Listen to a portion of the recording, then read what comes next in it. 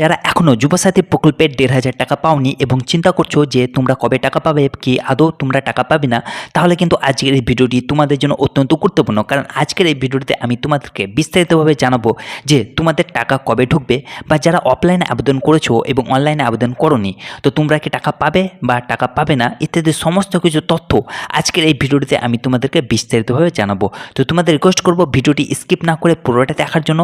আর তোমরা যদি এই চ্যানেলে নতুন হয়ে থাকো তো চ্যানেলটিকে অবশ্যই সাবস্ক্রাইব করবে, কারণ তোমাদের একটি মূল্যবান সাবস্ক্রাইব এই চ্যানেলের জন্য অত্যন্ত গুরুত্বপূর্ণ।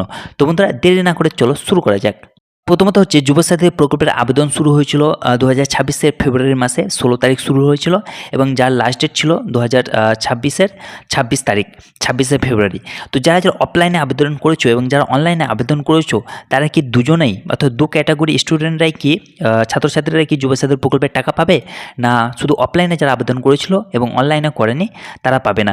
এটা নিয়ে অনেকের চিন্তায় রয়েছে, এবং এখনও ম্যাক্সিমাম স্টুডেন্টের টাকা অ্যাকাউন্টে ঢোকেনি 1,৫০০ টাকা, কিন্তু কিছু সংখ্যক ছাত্রছাত্রীর অ্যাকাউন্টে যুবসাথীর 1,৫০০ টাকা ঢুকেছে। তো এখন প্রশ্ন হচ্ছে যে যারা অফলাইনে আবেদন করেছো যুবসাথী প্রকল্পের জন্য, তারা কি টাকা পাবে না? আর যারা অনলাইনে আবেদন করেছো তারাই কি টাকা পাবে? তো দেখো বন্ধুরা, প্রথমত বলা হয়েছিল যুবসাথী প্রকল্পের জন্য বয়স হতে হবে 21 থেকে 40 বছরের মধ্যে, এবং যারা বেকার ওয়েস্ট বেঙ্গল বাসিন্দা যারা মাধ্যমিক পাস করে রয়েছে তারাই কিন্তু যুবসাথী প্রকল্পের জন্য আবেদন করতে পারবে, এবং তারাই কিন্তু প্রত্যেক মাসে 1,৫০০ টাকা করে পাবে। এবং এটার জন্য বলা হয়েছিল এপ্রিল মাস থেকে দেওয়া শুরু হবে, কিন্তু মমতা সরকার মার্চ মাস থেকেই প্রত্যেককেই কমিটমেন্ট দিয়েছে যে প্রত্যেক যুবক যুবতীদের 1,৫০০ টাকা করে যুবসাথীর প্রকল্পের টাকা দেওয়া হবে মার্চ মাস থেকে, এবং এখন অবধি কিছু সংখ্যক বেকার যুবক যুবতীরা 1,৫০০ টাকা করে পেয়ে গেছে, তাদের ব্যাঙ্ক অ্যাকাউন্টে 1,৫০০ ঢুকেছে। এবং যারা অফলাইনে আবেদন করেছে এবং অনলাইনে আবেদন করেছো তাদের মধ্যে একটি ডাউট রয়েছে যে অনলাইনে আবেদন করলে ভালো হয়েছে, অনলাইনে আবেদন করলে তাদের অ্যাকাউন্টে টাকাটা তাড়াতাড়ি ঢুকে যাচ্ছে। তো দেখো বন্ধুরা, আমি তোমাদের জানাচ্ছি এখনও অবধি আমাদের ওয়েস্ট বেঙ্গলে 80 লক্ষ স্টুডেন্ট যুবসাথীর প্রকল্পের জন্য আবেদন করেছে।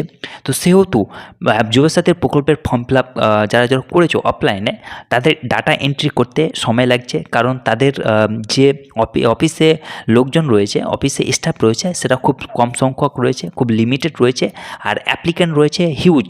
সেহেতু ফর্ম ফিল আপ করার জন্য, ডাটা এন্ট্রি করার জন্য সময় প্রচুর লাগছে। তো যে হিসেবে ফর্ম ফিল আপ হচ্ছে, এক এক করে serial wise form fill up data complete হচ্ছে, এবং তাদের অ্যাকাউন্টে সরাসরি 1,৫০০ টাকা করে ঢুকে যাচ্ছে। তো তুমি যদি এখনও টাকা পেয়ে থাকোনি, তো অবশ্যই তোমারও ব্যাঙ্ক অ্যাকাউন্টে 1,৫০০ ঢুকবে। তোমরা ব্যাঙ্ক অ্যাকাউন্টটি চেক করবে, অবশ্যই 1,৫০০ টাকা পাবে।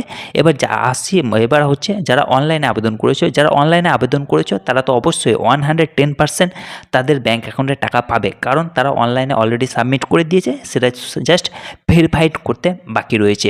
তো অনলাইনে যারা আবেদন করেছে যুবসাথী প্রকল্পের জন্য, ওয়েল অ্যান্ড গুড, তোমাদের অলরেডি টাকা ঢুকে গিয়েছে। আর যাদের বাকি রয়েছে তাদেরও ব্যাঙ্ক অ্যাকাউন্টে টাকা ঢুকে যাবে। এটা নিয়ে প্যানিক হওয়ার দরকার নেই, এটা নিয়ে চিন্তিত হওয়ার দরকার নেই। কিন্তু বলা হচ্ছে যে 14 তারিখের মধ্যে ম্যাক্সিমাম স্টুডেন্টদের ব্যাঙ্ক অ্যাকাউন্টে 1,৫০০ টাকা করে ঢুকে যাবে। তো যেসব বন্ধুরা বা যেসব বন্ধুবান্ধবরা এখনও টেনশন করছো যে যুবসাথী প্রকল্পের টাকা ঢোকেনি, কি তাদের ব্যাঙ্ক অ্যাকাউন্টে টাকা ঢুকবে না, তো এটা এখন টেনশন করো না, অবশ্যই তোমাদের টাকা ঢুকবে, 1,৫০০ টাকা করে প্রত্যেকে পাবে।